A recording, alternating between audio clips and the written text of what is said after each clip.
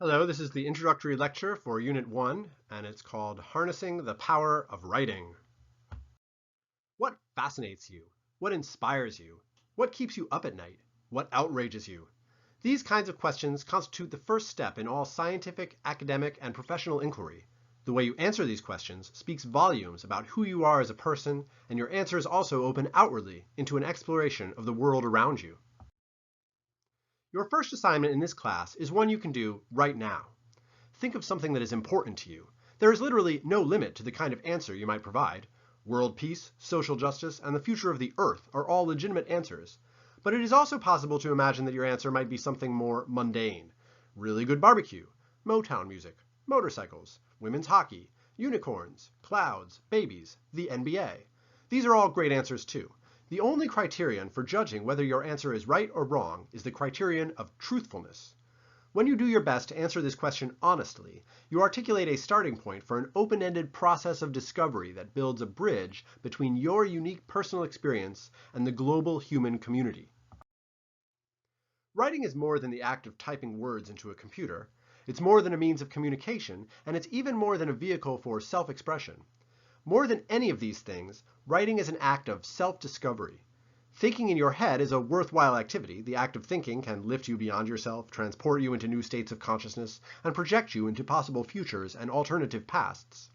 The power of writing, on the other hand, is specifically the ability that words and sentences have to attach us to the world, to limit, define, and specify ideas by committing them to a particular formulation. Once I see what I have written, I can qualify it, support it, disagree with it, and, most importantly, use the statement I have written as a stepping stone to a second statement. Writing has the power to make thoughts move forward in a way that unassisted thinking does not. We think about ourselves all the time. When a subject fascinates us, we tend to think about that subject a lot as well. But when we write about ourselves, and when we write about the object of our fascination, however, we take steps forward into a deeper understanding of, reciprocally, ourselves and the subject that we're writing about.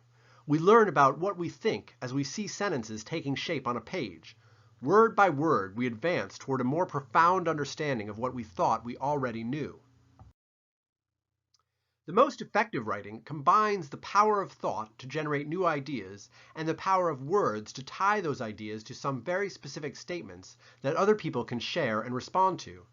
In this class, we will start with the subject of your fascination, whatever it might be, and we will experiment with different ways of using words, sentences, and paragraphs to penetrate into the source of the topic's fascination, to analyze the various elements and relationships that define the topic, and to put our own insights about the topic into contact with the insights of other writers who have been fascinated by the same thing. The first step is to figure out what you want to spend the rest of the class thinking and writing about. This will be your master topic. The first week's activities will include a discussion board prompt that invites you to identify the master topic that you will be writing about throughout the semester, a lecture and a short quiz on basic strategies for effective writing, and a short written assignment that will allow you the opportunity to practice these strategies as you write an essay that takes a more focused approach to your master topic. These activities constitute the first step on a journey of discovery that we will all be taking together. Welcome to the class.